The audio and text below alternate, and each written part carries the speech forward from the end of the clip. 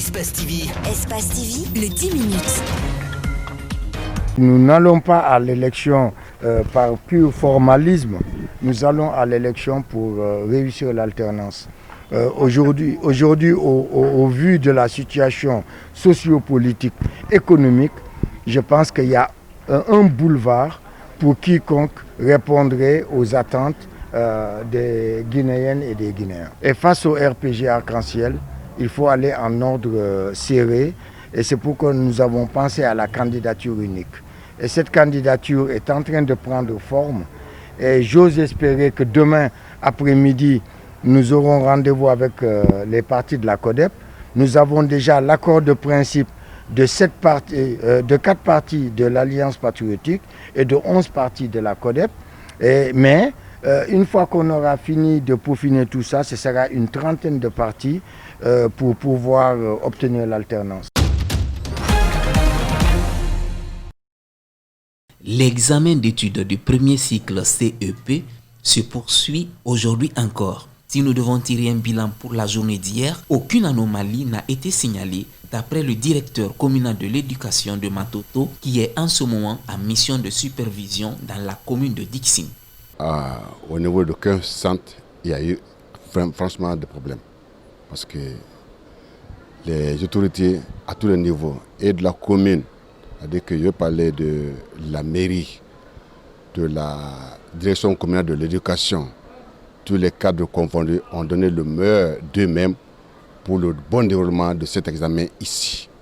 Ça se passe correctement. Parlant de contenu des sujets, notre interlocuteur affirme que tout s'est bien passé. Pour le moment, j'observe que tout ce qui a été présenté comme sujet, alors ceci répond dans les normes pédagogiques à l'évaluation. Pédagogiquement, c'est très bien. Académiquement, c'est bien. Doumbouya a mis un accent particulier sur la rigueur et la sévérité qui accompagnent ces épreuves. Il indique que ces évaluations visent à produire de bons cadres pour le pays. L'esprit de sévérité de cet examen s'inscrit dans quel ordre? Dans quel ordre? Nous voulons tout simplement faire de l'avenir de la Guinée l'affaire de tous. Donc trouver les cadres responsables qui peuvent faire à l'image des élites africaines. Je parle de quelle élite? Vous avez vu les Sékou Touré, les Diallo Telli. L'examen d'entrée en 7e année prend fin ce vendredi 7 août 2020. Comment renforcer les liens d'amitié et de fraternité entre les fils résidents et ressortissants de Sigirigne est l'une des missions que se fixe depuis quelques années Tidiane Koïta, l'un des fils du terroir. Pour mettre donc en exergue cette vision, il a organisé ce dimanche une cérémonie de sacrifice dans sa ville natale à l'occasion de la fête de Tabaski. Je ne suis pas le seul ressortissant de Sigirigne à l'étranger, mais si le soir m'arrive à ma modeste personne, je ne ferai que remercier la population de Sigirigne et ceux donc qui sont déplacés de Kankan, Mandiana et Kouroussa. Il y a la question de complémentarité qui existe entre le Djili et son Djati. Donc on était venus juste pour ça, pour lui dire bonjour et pour lui souhaiter bonne fête également, Tidiane Koïta et toute sa famille. Engagé pour la cause de sa localité, Tidiane Koïta invite ses pairs à l'entente et à l'union sacrée. Les ressortissants de Sigirigne ne se donnent pas les mains parce qu'une seule personne ne peut pas développer une préfecture ni un pays. Il faut le concours inlassable de tout un chacun. Cette rencontre a été aussi une occasion pour ce candidat à la présidence du bureau des orpailleurs de Guinée de décliner ses principales ambitions pour le dit secteur une fois élu. Mes ambitions, c'est de commencer l'organisation du secteur jusqu'aux mines et après tendre la main derrière les partenaires étrangers et même le gouvernement guinéen pour qu'ils puissent venir en aide. En guise de récompense pour tous les efforts qu'il ne cesse de mener pour le bien-être de la population de Sigirigne, des CDS et groupements présents à la cérémonie l'ont décerné à titre exceptionnel un sabre symbolique.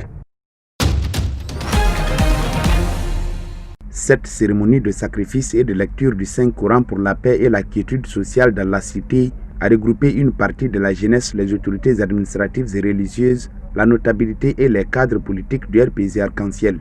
L'initiative est du Grain California qui regroupe un certain jeune leader de la ville. Si nous avons fêté en cette période de Covid-19 et que la population ne peut pas se recréer autrement, c'est le bon moment pour nous d'implorer la grâce divine pour qu'il nous accorde sa grâce, sa miséricorde pour la réussite de toute la jeunesse de Kankan. C'est un sentiment de réconfort, de joie et je suis très heureux de voir mes amis, mes frères se réunir autour d'un sacrifice qui appelle la jeunesse de Kankan à la retenue, à la paix, à la concorde.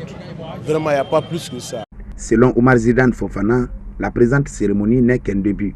Ils envisagent cependant étendre l'initiative à l'ensemble des préfectures de la Haute-Guinée. Au fur et à mesure, nous allons continuer cette lecture du Saint-Coran pour que réellement, quand on dit qu'il y a développement, c'est qu'il y a la paix. La paix qui est le soubassement, le dénominateur commun de tout développement. Nous comptons donc multiplier ces genres de sacrifices pour que toute la jeunesse de Kankan se donne la main et pourquoi pas la jeunesse de la Haute-Guinée se donner la main pour le meilleur et pour le développement de notre région. Séduit par une telle attitude de la part de la jeunesse, le gouverneur Sadou Keïta n'a pas fait attendre son cri de joie.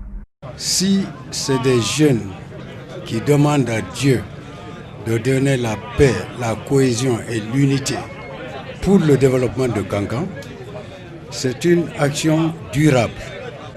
Et je pense qu'ils ont fait le meilleur choix. C'est pour ça que j'ai félicité les jeunes, parce qu'ils auraient dit on va organiser la mamaya et demander à Dieu. Non, on ne passe pas par la mamaya et demander à Dieu. Mais quand on demande à Dieu par le Coran, on a tout avec Dieu. Il suffit qu'on soit correct, on ait foi en lui, qu'on sache que Dieu, il n'a de nom que Dieu. Je prie le Tout-Puissant Allah qu'il donne beaucoup de santé à ces jeunes et qu'il leur accorde la paix. La cérémonie a pris fin par des prières et bénédictions dites par Elhadj Karamo Bangali Kaba, le grand imam de Kankan, en faveur de la paix et de la quiétude sociale dans notre pays.